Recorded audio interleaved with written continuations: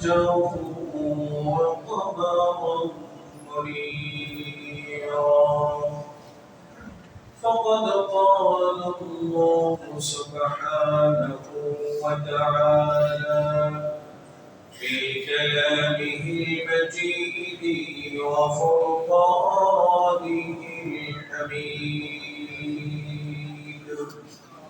أعوذ بالله من الشيطان الرجيم بسم الله الرحمن الرحيم إن الله وملائكته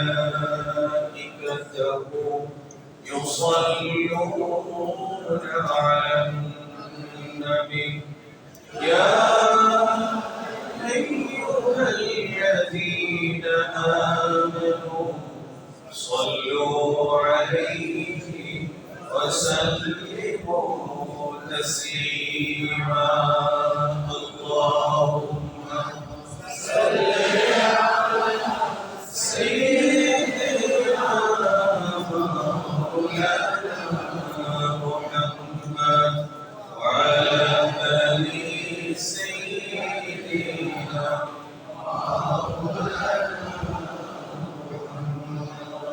जब ज़बान मोहम्मद का नाम आ गया ज़मीन व आसमां से दुरूद व सलाम आ गया अल्लाहुम्मा सल्ली अला सय्यिदिना مولانا محمد وعلى آل سيدنا مولانا محمد رہے میرے مسکن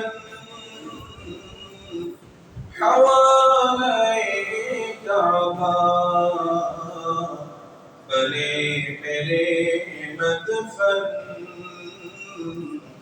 ديار مدينة اللهم صل على سيدنا مولانا محمد وعلى آل سيدنا مولانا محمد بلغ العلا بجماله كشف الدجى بجماله حسنت جميع خصاله صلوا عليه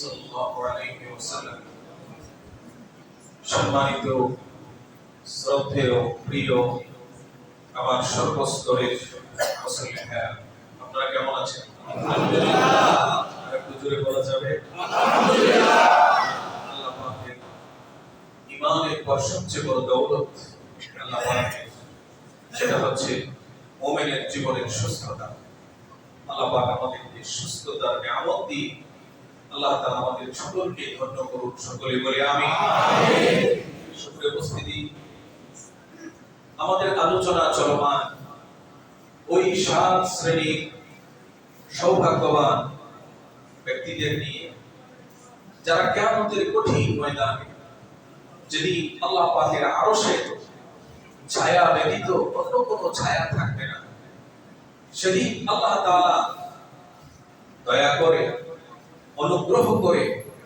যে 7 শ্রেণীর মানুষকে আল্লাহ তাআলা তার আরশের ছায়ার নিচে আশ্রয় দান করবে আমরা সেই সৌভাগ্যবান ব্যক্তিদের 3টা শ্রেণীর কথা আমরা আলোচনা শুনেছি আপনাদের শরণার্থে আবারও শুধু নামগুলো বলছি প্রথম শ্রেণীতে কারা রয়েছে বলেন তো ন্যায়পরায়ণ শাসক দ্বিতীয় শ্রেণী কারা বলেন তো ওই যুবক যে তার জীবন এবং যৌবনকে আল্লাহ পাকের ইবাদতে অতিবাহিত করেছে।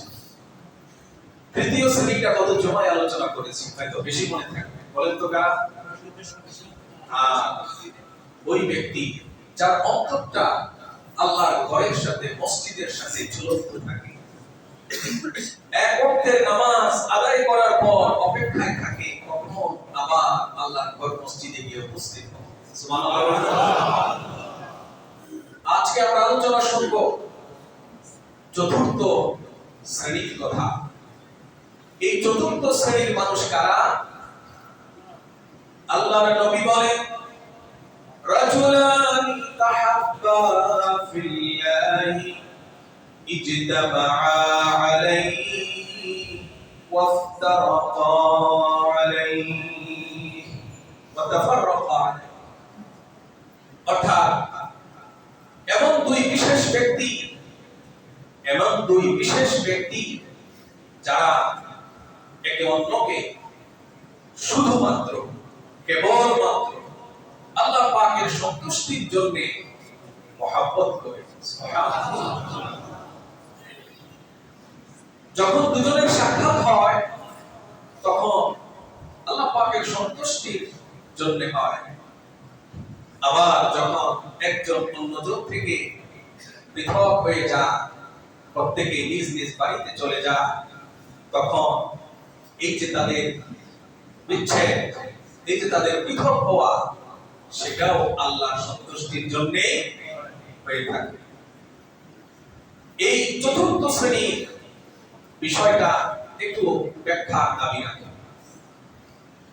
আল্লাহ পাকের সন্তুষ্টির জন্য ভালোবাসা, আল্লাহ পাকের রেজামন্দির জন্য একজন আরেকজনকে ভালোবাসা, অন্য কোন উদ্দেশ্যে নয়, ব্যক্তি স্বার্থের জন্য নয়।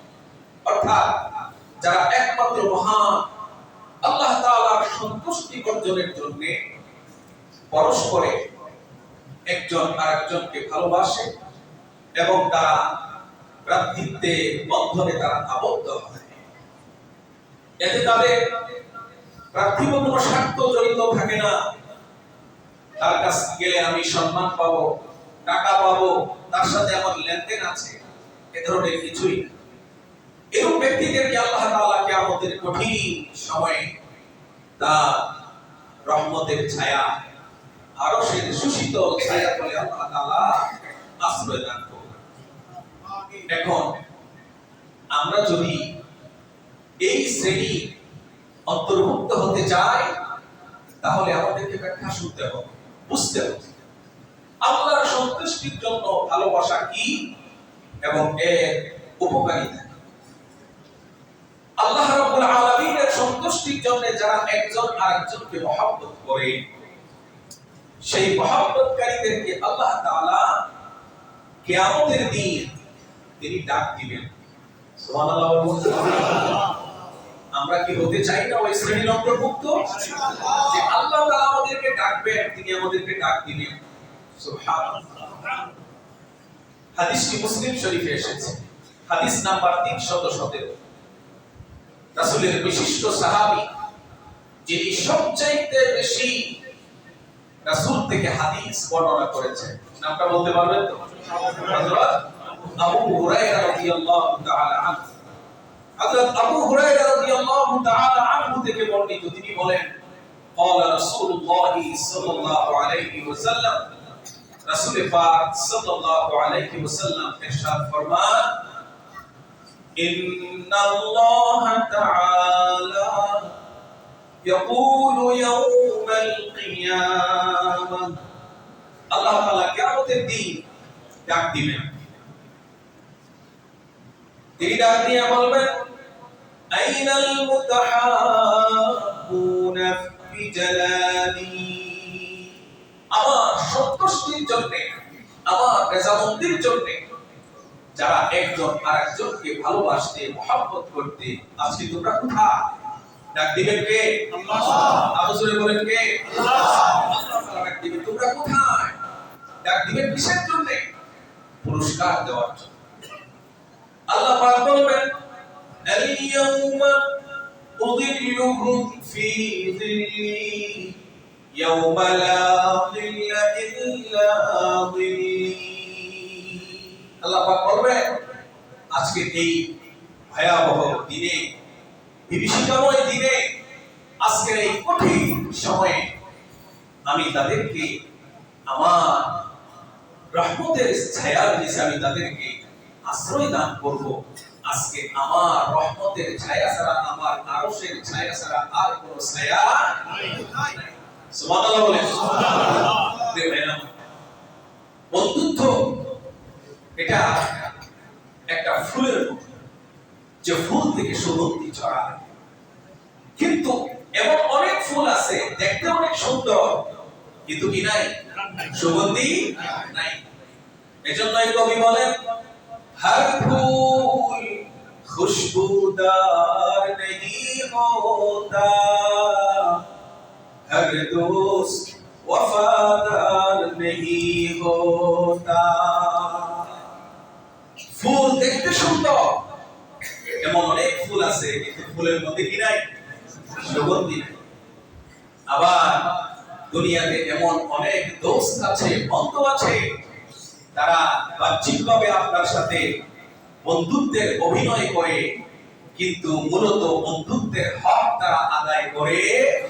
এক কথায় বলবো, বিপদের সময় তাকে আপনি কাছে পাবেন না। তাহলে বন্ধু কেমন হওয়া উচিত? এর একটা এক্সাম্পল, এর একটা উদাহরণ যদি আমরা মানবতার বন্ধু বিশ্বনবী মুহাম্মদুর রাসূলুল্লাহ সাল্লাল্লাহু আলাইহি ওয়াসাল্লামের জীবন থেকে নেই, তাহলে কেমন হবে? ভালো হবে কিনা? ভালো হবে। রাসূল করিম সাল্লাল্লাহু আলাইহি সাল্লামের জীবনে একজন শ্রেষ্ঠ বন্ধু ছিলেন, নামটা বলেন তো? হযরত আবু বকর সিদ্দিক রাদিয়াল্লাহু তাআলা। কেমন বন্ধু ছিলেন? কঠিন থেকে কঠিন মুহূর্তে রাসূলের সঙ্গ দিয়েছেন। রাসূল যখন মক্কা ছেড়ে বেদনা বেদুর হৃদয় নিয়ে তিনি যখন যাচ্ছেন, সঙ্গে ছিল কে? আবু বকর। কোরআনে আল্লাহ তার কথা বলেছে সানিয়াসনাই, দুইজনের একজন। এজন্যই আবু বকরের মতো একজন বন্ধু যদি আপনার জীবনে আপনি পেয়ে যান, তাহলে বদরের মতো যুদ্ধে আপনার জিতে যাওয়া কোনো বিষয় না। কবি বলেন हर जंग जीत जाओगे, हर जंग जीत जाओगे, बदर की तरह बस एक दोस्त रखो अबू बकर की तरह। सुबहानाल्लाह বলি। বদরের মতো কঠিন মুহূর্তে মুসলমানের সংখ্যা ছিল কতজন? 313 জন। আর ওইদিকে অপর পক্ষে সংখ্যা ছিল কত? 1000 এর উপরে। মুসলমানদের সব দিক থেকে দৈন্যতা ছিল, কিন্তু একটা জিনিস ছিল, সেটা ছিল কোয়ালিটি। কি ছিল? কোয়ালিটি। ইসলামের প্রত্যেকটা জিহাদ প্রমাণ করে যে ইসলাম বিজয় লাভ করেছে কোয়ালিটির কারণে, কোয়ান্টিটির কারণে। এজন্যই কবি বলেন বদরের মতো যুদ্ধ আল ফারিকু বাইনাল হাক্কি ওয়াল বাতিল, যে যুদ্ধ হক এবং বাতিলের মাঝে পার্থক্য সৃষ্টিকারী, এমন যুদ্ধ তুমি জিতে যাবে আবু বকরের মতো একজন সঙ্গী যদি তোমার জীবনে থাকে। সুবহানাল্লাহ, সুবহানাল্লাহ। কিন্তু ভাইরা, বন্ধু যদি খুব ভালো হয়, বন্ধু যাকে আপনি অন্তর থেকে ভালোবাসেন, এমন বন্ধুর সাথে সবাই কিন্তু খুব কম মিলবে, ঠিক কিনা ভাই? এজন্য কবি বলেন जिस जिस दोस्त के साथ सुकून मिलता है, उसके साथ वक्त भी कम मिलता है। যে বন্ধু তোমার অন্তরঙ্গ বন্ধু, মনের মতো মানুষ, যার উপরে ট্রাস্ট করা যায়, যার উপরে নির্ভর করা যায়, যাকে বিপদে পাশে পাওয়া যায়, এমন বন্ধু তুমি খুব কম পাবে, তো তার সাথে সময় তোমার খুব কম মিলবে, ঠিক কিনা ভাই? কারণ এমন বন্ধু অযথা সময় নষ্ট করবে না। সুতরাং এই যে ভালোবাসা, এই ভালোবাসা আল্লাহ তাআলার জন্য যে ভালোবাসা, এই ভালোবাসা প্রকৃত পক্ষে আল্লাহ তাআলার প্রতি তাজিম এবং সম্মান প্রদর্শনের নাম। একজন ব্যক্তি যখন আরেকজন ব্যক্তিকে দুনিয়াবি কোনো স্বার্থে নয়, শুধু আল্লাহর সন্তুষ্টির জন্য ভালোবাসবে, এই আল্লাহর সন্তুষ্টির জন্য ভালোবাসা আরেকটা অর্থ হলো আল্লাহ পাকের প্রতি সম্মান এবং তাজিম প্রদর্শন।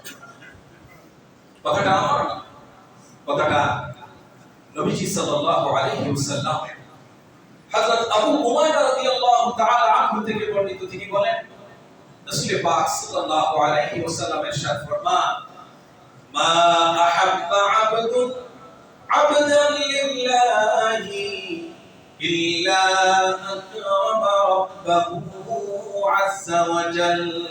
মা আহাব্বা আবদুন আবদান, একজন বান্দা আল্লাহর সন্তুষ্টির জন্য যখন আরেকজন বান্দাকে সে ভালোবাসে, মহব্বত করে, এই মহব্বতের অর্থ কি জানেন?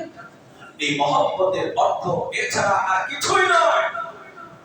এই মহব্বতের অর্থ হলো আল্লাহ রাব্বুল আলামিনের প্রতি তাজিম এবং সম্মান প্রদর্শন। সুবহানাল্লাহ। প্রিয় ভাইরা আমার, মুমিন বান্দা রূঢ় স্বভাবের হবে না, মুমিন বান্দা খিটখিটে মিজাজের হবে না, মুমিন বান্দা অন্তর পাথরের মতো কঠিন হবে না। হবে একজন মানুষ বদমিজাজি, খিটখিটে স্বভাবের, রূঢ় অন্তরাত্মার অধিকারী, আপনি তার সাথে বন্ধুত্ব করবেন? কি বলেন করবেন? তার থেকে আপনি যুযুর দূরত্ব বজায় রাখবেন। এজন্য আল্লাহর নবী বলেন, আল মুমিনু মাল্লাফুন ওয়ালা খায়রুন ফীমা লা ফীমান লা ইয়ালাফ ওয়ালা ইউলাফ। আল্লাহ নবী বলেন, মুমিন হচ্ছে মাল্লাফ, উলফাতুন থেকে মাল্লাফ। মুমিন হচ্ছে প্রেম, প্রীতি, ভালোবাসার জায়গা। সুবহানাল্লাহ। হযরত শাহজালাল মুজাদ্দিদ ইয়ামানি রাহিমাহুল্লাহ, তিনি যে আমাদের দেশে সিলেটের মাটিতে তিনি শুয়ে আছেন, তিনি দ্বীন প্রচার করেছেন। ইতিহাস বলে যে তাকে দেখেই অমুসলিম মুসলমান হয়েছে। সুবহানাল্লাহ। রাসূল করিম সাল্লাল্লাহু আলাইহি ওয়াসাল্লামের কাছে তাকে হত্যা করার ষড়যন্ত্র করে যে ব্যক্তি আসতো, সে ব্যক্তিও যখন তার কাছে আসতো, তার চরিত্র মাধুর্যে মুগ্ধ হয়ে কালিমা পড়ে নিত। সুবহানাল্লাহ। এখন ঘটনা বলি নাই, বলেছি। আল্লাহ নবী বলছেন, ঈমানদার কেমন হবে? ঈমানদার হবে মাল্লাফ, প্রেম ভালোবাসার কেন্দ্র। ওই ব্যক্তির মধ্যে কোনো মঙ্গল নাই যে রূঢ় স্বভাবের অধিকারী, যে ভালোবাসে না এবং তাকেও অন্য কেউ ভালোবাসে না। সুবহানাল্লাহ বলবেন না? আমি যখন মিশরে ছিলাম, আল আজহার বিশ্ববিদ্যালয়ে, তখন সেখানে আমাদের সময়ে প্রায় 92টা দেশের ছাত্রছাত্রীরা ছিল। বহু কৃষ্টি কালচারের সাথে অতি অল্প সময়ে পরিচিত হওয়ার একটা সুযোগ রব্বে কারীম করে দিয়েছিলেন। সেখানে আমরা দেখতাম কোন দেশের মানুষ কেমন বেশি মানুষকে মহব্বত করে। কিছু দেশের ছেলেদেরকে দেখতাম যে এরা কারোর সাথে কাউকে দেখতেও চায় না, মানে কারোর সাথে মিশেও না, কেউ তার সাথে মিশুক সেটাও পছন্দ করে না। এরকম এটা মুমিনের স্বভাব। মুমিনের স্বভাব সুগন্ধির মতো, সুগন্ধির মতো। প্রিয় ভাইরা, এজন্য আমাদেরকে একটি পরিত্যক্ত সুন্নাত আবার পুনরুজ্জীবিত করতে হবে। সেটা কি? আমরা আমাদের জীবনে এমন অনেককে আমরা ভালোবাসি, বা অন্য কেউ হয়তো আমাকে ভালোবাসে, আমি ভালোবাসি তাকে আমি জানাই না, বা অন্য কেউ আমাকে ভালোবাসে সেও আমাকে কোনোদিন জানাই না। এটা কিন্তু ইসলাম সম্মত নয়। আপনি যদি কাউকে আল্লাহ পাকের সন্তুষ্টির জন্য ভালোবাসেন, তাহলে এটা প্রকাশ করতে হবে, এটা রাসূলের নির্দেশ। আল্লাহর নবী বলেন, ইদা আহাব্বা আহাদুকুম আখাহু ফিল্লাহ ফালইউবাইয়িন লাহু কোন ব্যক্তি যদি তার কোন মুসলমান ভাইকে, ইমানদার ভাইকে যদি সে ভালোবাসে, তাহলে সে যেন তাকে সেটা পথ দিয়ে প্রকাশ করে যে ভাই, আমি তোমাকে আল্লাহ পাকের সন্তুষ্টির জন্য ভালোবাসি, আল্লাহর সন্তুষ্টির জন্য ভালোবাসি, কথাটা বলতে হবে। অন্যথায় কি যদি বলেন ভাই আমি তোমাকে ভালোবাসি, তুমি কি বলবে, ব্যাপার কি, মনে হয় কোনো মতলব আছে, আন্দাজ, ঠিক না ভাই? এজন্য আমি আপনাকে আল্লাহ পাকের সন্তুষ্টির জন্য ভালোবাসি, এটা একটা মৃত সুন্নাত, এটা পুনর্জীবিত করতে হবে, এটা বলতে হবে। আল্লাহর নবী বলেন কেন এটা বলতে হবে, কারণ কি, ফিলোসফিটা কি, ফাইন্নাহু খায়রুন ফিল উলফাতি ওয়া আবকা ফিল মাওয়াদ্দাহ। কারণ এটা যদি আমি করি তাহলে মহব্বতের জন্য, মহব্বতের ক্ষেত্রে, ভালোবাসার ক্ষেত্রে এটা খুব একটা ভালো পদ্ধতি। আর এটা যখন আপনি প্রকাশ করবেন, আপনার আচরণে যখন প্রকাশ পাবে যে আপনি একজনকে ভালোবাসেন, তখন সে যখন এটাকে প্রকাশ করবে, ভালোবাসা স্থায়িত্বশীল হবে, স্থিতিশীল হবে, নাকি ভালোবাসা চলে যাবে? স্থিতিশীল হবে, এটা স্থায়িত্ব লাভ করবে।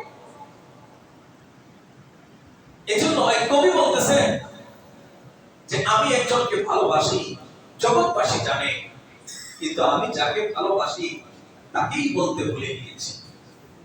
কবি বলেন, তেরি याद में हम ज़माना भूल गए, तेरी याद में हम ज़माना भूल गए, किसी और को हम अपना बनाना भूल गए।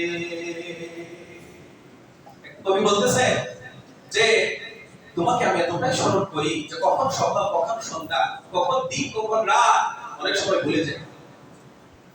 আর আমি কল্পনাও করতে পারি না যে আমি তোমাকে ছাড়া অন্য কাউকে ভালোবাসবো, আপন করব। কবি বলেন, মুঝে তুমসে মোহব্বত হ্যায় বাতায়া সারে জমানে কো। তোমাকে যে আমি ভালোবাসি, মহব্বত করি, জগৎবাসী জানে, কিন্তু ভুলটা কোথায় জানো? बस गलती इतनी हुई कि तुमको बताना भूल गया। ভুল তো কই যে তোমাকে যে আমি ভালোবাসি এটা তোমাকে জানানো হয়নি, এমনটা করা যাবে না। রাসূলের নির্দেশ, আপনি যাকে আল্লাহর জন্য ভালোবাসেন তাকে কি করতে হবে? জানাতে হবে। মসজিদে নববীতে রাসূল করিম সাল্লাল্লাহু আলাইহি ওয়াসাল্লাম সাহাবীদেরকে নিয়ে বসে দ্বীনের শিক্ষা দিচ্ছেন। মসজিদে দ্বীনের শিক্ষা হবে, দার্স হবে, এটাই তো স্বাভাবিক, ঠিক কি না ভাই?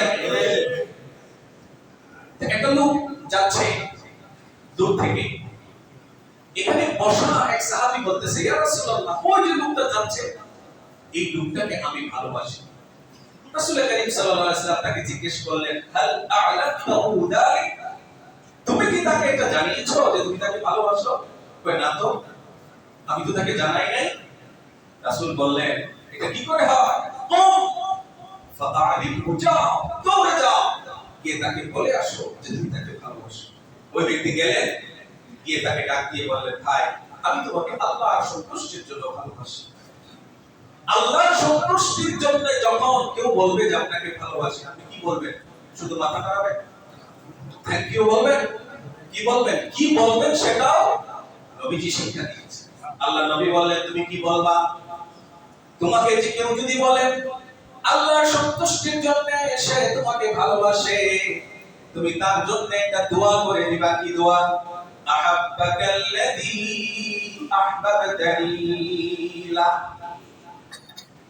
তুমি যার সন্তুষ্টির জন্য আমাকে ভালোবেসেছো বলে তুমি প্রকাশ করেছো, সেই মহান মহিম সত্তা আল্লাহ যেন তোমাকে ভালোবাসে।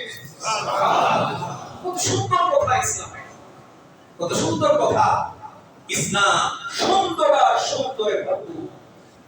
প্রিয় ভাইরা আমার, আমরা আমাদের ব্যবহারিক জীবনে দেখি বিভিন্ন অজুহাতে, সামান্য কারণে, ব্যক্তি স্বার্থের কারণে, অথবা ফিকহি কোনো মাসাইলের কারণে আমরা, অথবা দলীয় মনোভাবের কারণে দেখা যায় আমরা একজন আরেকজনকে ভালোবাসা তো দূরের কথা, আমরা চরমভাবে ঘৃণা করি, এমন ভাবে ঘৃণা করি যে মানুষ একটা প্রাণীকেও, নিকৃষ্ট প্রাণীকেও এমন ভাবে ঘৃণা করে না।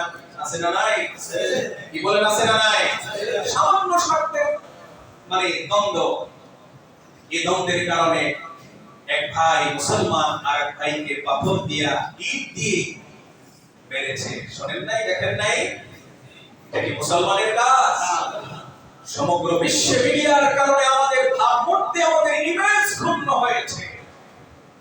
এটাই কি 95% মুসলিম অধ্যুষিত একটা দেশের মানুষের কাজ? দলীয় মতভেদ থাকতেই পারে, এটা থাকবে, এটাই সৌন্দর্য, কিন্তু জানের শত্রু হয়ে যাবে এটা ইসলাম পছন্দ করে। মতানৈক্য থাকবে কিন্তু মতভেদ থাকতে পারবে না। এটা কখনো ব্যক্তি সংঘাতে পরিণত হবে না, দলীয় সংঘাতে পরিণত হবে না। কারণ আমরা কি মুসলমান। জোরে বলেন, আমরা কি মুসলমান। এই মুসলমানদের দেশে এটা শোভনীয়। আল্লাহ তাআলার জন্য যে ভালোবাসা, এই ভালোবাসা আল্লাহ তাআলার জন্য, যখন আপনি কাউকে ভালোবাসবেন তখন আল্লাহর জন্য ভালোবাসবেন। আপনি যখন কাউকে ঘৃণা করবেন সেটা আল্লাহর জন্যই ঘৃণা করবেন। এজন্য নবী করিম সাল্লাল্লাহু আলাইহি ওয়াসাল্লাম বলেন, আল্লাহর জন্য কাউকে ভালোবাসা, আল্লাহর সন্তুষ্টির জন্য কাউকে ঘৃণা করা, এটাও একটা ইবাদত। এটাও একটা ইবাদত। শুধু রুকু সিজদার নাম ইবাদত নয়, এটাও একটা ইবাদত। ইসলামে ইবাদতের পরিধিটা অনেক প্রশস্ত। ডক্টর ইউসুফ আল-কারদাওয়ী, 19 শতাব্দীর সবচেয়ে বিখ্যাত ইসলামিক স্কলার, যার বই পৃথিবীর সবচেয়ে বেশি প্রচলিত ভাষায় অনুবাদ হয়েছে, তিনি একটা বই লিখেছেন যে বইয়ের নাম হচ্ছে আল ইবাদাত ফিল ইসলাম। আল ইবাদাত ফিল ইসলাম, ইসলামে ইবাদতের ধারণা। ইসলামে ইবাদতের ধারণা, একটা কাজ ইবাদতে পরিণত হবে কখন? আপনি যখন সেই কাজটা করবেন তখন দুইটা নিয়ত করবেন, আল্লাহকে সন্তুষ্ট করার নিয়ত, আর যখন কাজটা করবেন বিশ্ব নবীর পদ্ধতি অনুযায়ী করবেন। যে কোনো কাজ করবেন না কেন, এমনকি সেটা যদি প্রকৃতির ডাকে সাড়া দেওয়া হয়, তাহলে সেটাও ইবাদতে পরিণত করে দিবেন কে? আল্লাহ। এজন্য আল্লাহ নবী বলছেন, আল হুব্বু ফিল্লাহ আহাব্বুল আমালি ইলাল্লাহি তাআলা, আল হুব্বু ফিল্লাহি ওয়াল বুগদু ফিল্লাহ। আল্লাহ তাআলার কাছে পছন্দনীয় আমলগুলোর মধ্যে একটি আমল হলো কাউকে আল্লাহ সন্তুষ্টির জন্য ভালোবাসা, কাউকে আল্লাহ পাকের সন্তুষ্টির জন্য ঘৃণা করা। প্রিয় ভাইরা আমার, কেন বন্ধুত্বের এত গুরুত্ব, কেন ভালোবাসার এত গুরুত্ব মুমিনদের জীবনে? কারণ হলো একজন বন্ধু আরেকজন বন্ধুর চরিত্র এবং স্বভাব দ্বারা সে প্রভাবিত হয়। চুম্বকের মতো, চুম্বক যেমন লোহাকে আকর্ষণ করে, একজন বন্ধুর চরিত্র আরেকজন বন্ধুকে ঠিক তেমনি ভাবে আকর্ষিত করে, প্রভাবিত করে। বুঝতে কি অসুবিধা হচ্ছে? এজন্য রাসূল পাক সাল্লাল্লাহু আলাইহি ওয়াসাল্লাম কত বড় ফিলোসফার, তিনি কত বড় দার্শনিক। তিনি কি বলছেন? তিনি বলছেন, আল মারউ আলা দীনি খালিলিহি ফালিয়ানজুর আহাদুকুম মান ইউখালিল। আল্লাহ নবী বলছেন, একজন ব্যক্তি, তাকে আপনি কিভাবে চিনবেন? তাকে চেনার জন্য অনেকগুলো গুরুত্বপূর্ণ ভয় এবং উপায়ের মধ্যে একটি হচ্ছে আপনি দেখেন তার বন্ধু কারা কারা, তার বন্ধু কারা কারা, কাদের সাথে সে চলে। এটা দেখলেই আপনি বুঝতে পারবেন সে কেমন মানুষ। এজন্য রাসূল বলেন, একজন ব্যক্তি তার বন্ধুর রীতি-নীতি এবং স্বভাব চরিত্রের মাধ্যমে সে প্রভাবিত হয়। ফালিয়ানজুর আহাদুকুম মান ইউখালিল, একটা ব্যক্তিকে চেনার জন্য এতটুকুই যথেষ্ট যে আপনি দেখেন সে কার সাথে বন্ধুত্ব রাখে। সৎসঙ্গে, জোরে বলেন, সৎসঙ্গে অসৎসঙ্গে সর্বনাশ। আজকে 5 নম্বরটাও সংক্ষেপে বলে দিব, আগামী জুমায় বাকি 2 পয়েন্টে নিয়ে আলোচনা করব ইনশাআল্লাহ। পঞ্চম শ্রেণীর সেই সৌভাগ্যবান ব্যক্তি যারা কিয়ামতের কঠিন দিনে আল্লাহ পাকের আরশের সুশীতল ছায়াতলে আশ্রয় পাবে, সেই পঞ্চম ব্যক্তি হলো কে? রাজুলুন দাআতুহু ইমরাতুন যাতু মানসিবিন ওয়া জামাল ফাকালা ইন্নী আখাফুল্লাহ। একজন টকটকে যুবক, তাকে এমন একজন নারী তার সাথে গুনাহ করার জন্য, অপচারে লিপ্ত হওয়ার জন্য আহ্বান করছে, যার পরিচয় হচ্ছে যে সে উচ্চ বংশীয় সম্ভ্রান্ত অভিজাত ফ্যামিলির একজন নারী। ওই যুবককে তার সাথে গুনাহের কাজে মিলিত হওয়ার জন্য আহ্বান জানাচ্ছে, আসো, কোনো বাধা নেই, আসো। সবকিছু হাতের মুঠোয়, কোনো বাধা নেই। ওই সেন্সিটিভ মুহূর্তে যদি যুবক বলে, না, আমি তোমার ডাকে সাড়া দিতে পারবো না, কারণ আমি একজনকে ভয় করি, তিনি কে? জোরে বলেন, তিনি কে? ইন্নী আখাফুল্লাহ, আমি আল্লাহকে ভয় করি। কাকে? আল্লাহকে। আপনি মনে করেন দরজা জানালা সব কিছু হাতের নাগালে, ওখানে কোনো আইন চলবে? কথা বলে না, কোনো আইন চলবে? চলবে না। সেখানে একজনের আইন চলে, যার আইন যদি মানুষ মেনে নেয় পৃথিবীতে কোনো অশান্তি দুর্নীতি হবে। তিনি কে? আল্লাহ। বলেন, তিনি কে? জন্য শুধু আইন দিয়ে মানুষকে ভালো করা যায় না। ইসলামের প্রদর্শিত যে পথ, তাকওয়ার যে উপায়, তাকওয়ার যে মাধ্যম, এটাকে মানুষ যদি অবলম্বন করে সেই মানুষকে পুলিশ দিয়ে পাহারা দিতে হয়। ভাইয়েরা আমার, এমন একটা ঘটনা একজন নবীর জীবনে ঘটেছে, বলতে পারবেন নামটা কি? সৌন্দর্যের কোনো কিছুই অভাব ছিল না তার, এত সৌন্দর্য আল্লাহ পাক তাকে দিয়েছিলেন। বলা হয় পৃথিবীর অর্ধেক সৌন্দর্য আল্লাহ তাকে ঢেলে দিয়েছেন। সুবহানাল্লাহ। তিনি দাসত্বের জীবন থেকে মুক্ত হয়ে আজিজে মিশরের সম্রাটের দরবারে তিনি উপনীত হলেন একজন কৃতদাস হিসেবে। আজিজে মিশর তাকে সন্তানের মতো লালন পালন করলো, আর মিশর সম্রাটের স্ত্রী ছিল তদানীন্তন সময়ের ফার্স্ট লেডি। সুন্দরের কোনো অভাব তার মধ্যেও ছিল না। ইউসুফ যখন টকটকে একজন যুবক, তখন ইউসুফের প্রতি তার কুদৃষ্টি পড়ে। ইউসুফকে সে নানাভাবে তাকে উপস্থাপন করে সে যেন ইউসুফের প্রতি আকৃষ্ট হয়। কিন্তু ইউসুফ আলাইহিস সালাম নবীর বংশে জন্ম নিয়েছেন, তার বাবাও একজন নবী, আগামী দিনে তিনি একজন ভাবী নবী। তিনি কি অশ্লীলতা বেহায়াপনায় লিপ্ত হতে পারেন? পারেন না। আল্লাহ পাক তাকে তার কুদরত দিয়ে তাকে তরবিয়ত দিয়েছেন। আল্লাহ পাক ইউসুফ আলাইহিস সালামকে সেই তরবিয়তের মধ্যে রেখেছেন। একদিন সহ্য করতে না পেরে মিশরের রানী তিনি কি করলেন? জুলাইখা, তিনি তাকে ডাকলেন তার খাস কামরায়। দরজা জানালা সব বন্ধ, অনেকগুলো গেট পার হয়ে সেই খাস কামরায় যেতে হয়। প্রত্যেকটা দরজায় প্রহরী আছে। তিনি বললেন, আজকে কোনো প্রহরী থাকবে না, দরজা লাগাবো আমি। আমার ঘরের আজকে প্রহরী ইউসুফকে ডাকলেন। ইউসুফকে ডেকে তার খাস কামরায় তিনি তার সৌন্দর্য তার সামনে তুলে ধরলেন। তুলে দিয়ে বললেন, হাই তালাক ইউসুফ, আসো। কি মনে করেন কোনো বাধা আছে? কোনো বাধা নেই, একটাই বাধা, সেটা হচ্ছে তাকওয়া। যে তাকওয়া যদি মানুষের মধ্যে সৃষ্টি হয়ে যায়, দুর্নীতি দুর্নীতি বন্ধ হবে, চুরি বন্ধ হবে, ডাকাতি বন্ধ হবে, ছিনতাই বন্ধ হবে এবং দেশ জান্নাতের সুবাসে সুশোভিত হবে। কথা ঠিক কিনা?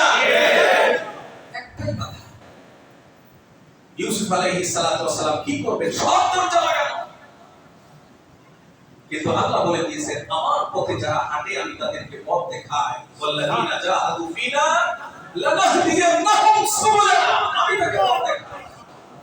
ইউসুফ আলাইহিস সালাতু ওয়াস সালাম আল্লাহর উপরে ভরসা করে তিনি একটা দৌড় দিলেন। দরজা খোলার চিন্তা তিনি করেন না, দরজা খুলে দিলেন কে? আল্লাহ পাক খুলে দিলেন। মিশরের রানী তাকে আহ্বান করছে। সূরা ইউসুফের 23 নম্বর আয়াতে আল্লাহ রাব্বুল আলামিন বলেন আমার ইউসুফ নির্দোষ। ইউসুফের রানী তাকে প্ররোচিত করেছে। আল্লাহ বলেন ওয়ারাওয়াদাতুকুল্লাতী হুয়া ফি বাইতিহা আন নাফসিহি ওয়া গাল্লাকাতিল আবওয়াব ওয়া ক্বালা হাইতা লাক ক্বালা মাআযাল্লাহ। আল্লাহু আকবার। ইউসুফ আলাইহিস সালাতু ওয়াস সালাম নির্দোষ, সার্টিফিকেট দিয়েছেন কে? আল্লাহ। আল্লাহ পাক বলতেছেন ওই নারী যে নারীর ঘরে সে নারী পালিত হয়েছে, সেই নারী তাকে নিজ থেকে প্ররোচিত করেছে এবং দরজা জানালা সব লাগিয়ে দিয়েছে। লাগিয়ে দিয়ে বলছে নিজেকে নগ্ন অর্ধনগ্ন করে ডাকতেছে হাই তালাক, ইউসুফ কাম হিয়ার, এখানে আসো, আমার কাছে আসো। ইউসুফ আলাইহিস সালাতু ওয়াস সালাম আল্লাহর ভয়ে তিনি তখন বললেন মাআযাল্লাহ, আমি এই ধরনের পাপাচার থেকে একজনের আশ্রয় চাই। কে? আল্লাহ। মাআযাল্লাহ। কারণ ইন্নাহু রাব্বী আহসানা মাসওয়ায়, আমি কেমন কোথায় ছিলাম, আমার ভাইরা ষড়যন্ত্র করে আমাকে কূপের ভিতরে ফেলে দিয়েছে। আল্লাহ তাআলা সেই কূপ থেকে আমাকে বের করে মিশরের রাজদরবারে আল্লাহ তাআলা লালন পালনের সুযোগ করে দিয়েছেন। আমি কি তার ইহসানের নাফরমানি করব? এটা হতে পারে? হতে পারে না। এটা আমার পক্ষে শোভনীয় নয়। ইন্নাহু রাব্বী আহসানা মাসওয়ায়। তাফসীর বিশারদগণ এই ক্ষেত্রে আরেকটা তথ্য বলেন। তারা বলেন আজিজে মিশর, মিশর সম্রাট ইউসুফকে খুব আদর করতেন। তিনি তাকে নিজের ঘরে সন্তানের মতো লালন পালন করেছেন। কেউ বলেছেন রব্বি বলে হযরত ইউসুফ তার কথাই তিনি বলেছেন। সেটা যাই হোক, ইউসুফ আলাইহিস সালাতু ওয়াস সালাম তিনি জানতেন এটা হচ্ছে খিয়ানত, আমানতের খিয়ানত যে করে তার মধ্যে ঈমানের লেশ মাত্র থাকে না। আরেকটা ঘটনা বলি, শেষ করছি। এমন আরেকটা ঘটনা ঘটেছিল একটা সময় একজন যুবকের জীবনে। একজন যুবকের শরীর থেকে সুগন্ধি বের হতো, তার কাপড় থেকে মেশকে আম্বরে সুঘ্রাণ ছড়াতো। একদিন তার এক নিকটাত্মীয় তাকে বলছে, ভাই তুমি কেন এত দামি আতর ব্যবহার করো, কেন তুমি এত দামি আতর ব্যবহার করে টাকা পয়সা নষ্ট করো? তখন যুবক বলছে, আল্লাহর কসম আমি কোনদিন কোন সুগন্ধি কিনেও নাই, ব্যবহার করি নাই। বলছে এটা কি করে? তোমার শরীর থেকে মেশকে আম্বরে এত সুঘ্রাণ আসে কোথেকে? বলছে এটা কোথেকে আসে এটা বলা যাবে না। আচ্ছা, মানুষকে যখন নিষেধ করা হয় যে বলা যাবে না, আগ্রহ কি তখন বাড়ে না কমে? বাড়ে। বলছে না, বলতেই হবে। হয়তো তোমার এই ঘটনাটা শুনলে আমার জীবনে মানে অনেক ইতিবাচক কিছু আসতে পারে, উপকার হতে পারে, আমার বলো নাকি? সে বলল যে তুমি তো জানো যে আমার বাবা একজন বড় ব্যবসায়ী, ঘরোয়া জিনিসপত্র আমার বাবা বিক্রি করেন, হাড়ি পাতিল থালা বাসন বিভিন্ন জিনিস। একদিন আমি দোকানে বসা ছিলাম, আমার বাবার সাথে আমি সহযোগিতা করতাম। একজন ক্রেতা আসলো, বৃদ্ধা এক মহিলা, এসে কিছু জিনিসপত্র নিল। পাশের গ্রামের একজন মহিলা, তিনি আমার বাবাকে বললেন যে আমার সাথে এখন টাকা পয়সা নাই, কিন্তু জিনিসগুলো আমার দরকারি, দিক দিয়ে যাচ্ছিলাম, এই জন্য জিনিসগুলো নিয়ে যাচ্ছি, আপনার ছেলেটাকে আমার সাথে দেন, আমি বাড়ি থেকে টাকা দিই। বলো ঠিক আছে। এই যুবক তার সাথে যাচ্ছে। তিনি পাশের গ্রামে গিয়ে দেখেন এত সুন্দর এক বাড়ি। এই বৃদ্ধা মহিলা বাড়ির ভিতরে প্রবেশ করলেন। বাড়ির ভিতরে প্রবেশ করে দেখেন সাজানো গোছানো এত সুন্দর এক রুমে অপরূপ সুন্দরী এক রূপসী নারী বসা, ষোড়শী কন্যা।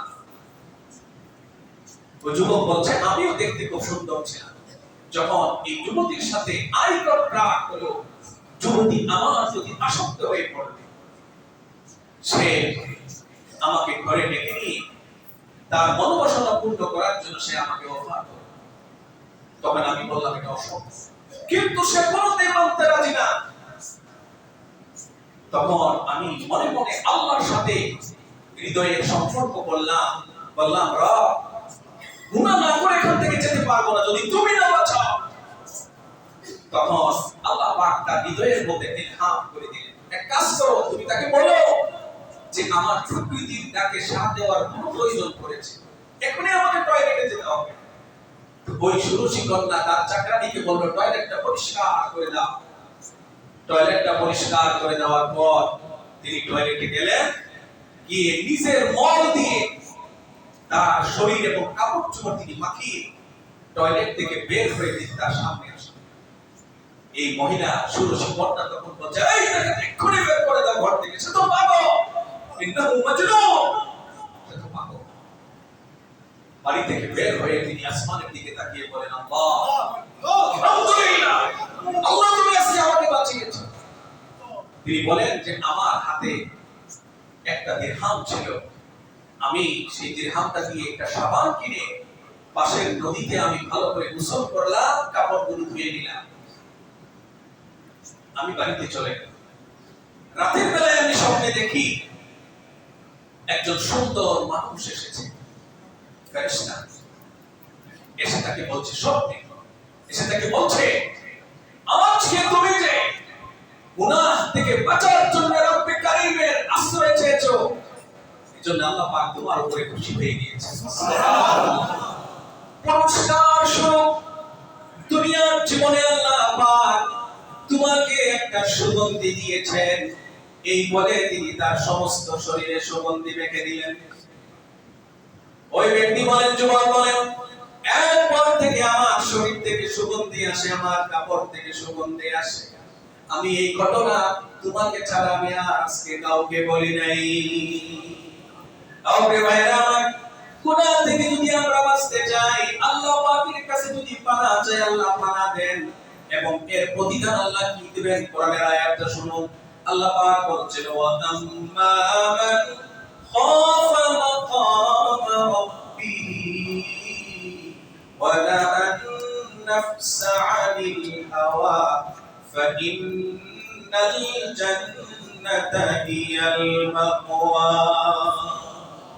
আল্লাহ পাকের সামনে ইন্ডিভিজুয়াল প্রত্যেকটা মানুষকে পৃথক পৃথক করে তার কর্মে জবাবদিহি করতে হবে। এই টেন্ডেন্সি প্রত্যেকটা মানুষের অন্তরে জাগ্রত হওয়ার পরে যদি মানুষটা আল্লাহর ভয়ে গুনাহটা ছেড়ে দেয়, তাহলে আল্লাহ পাক বলে আমি জান্নাতটা তার জন্য সাজিয়ে রাখি। সুবহানাল্লাহ। প্রিয় বন্ধুগণ, বাকি দুটো পয়েন্ট আগামী সময় আপনাদের সামনে বলবো ইনশাআল্লাহ। আমাদের মসজিদে একজন মেহমান এসেছেন, আপনাদের সাথে কিছু কথা বলতে বসেন। একজন মেহমান এসেছেন, কিছু কথা বলবেন। তিনি আপনাদের অতি সুপরিচিত, আসন্ন জাতীয় সংসদ নির্বাচনে চট্টগ্রাম 10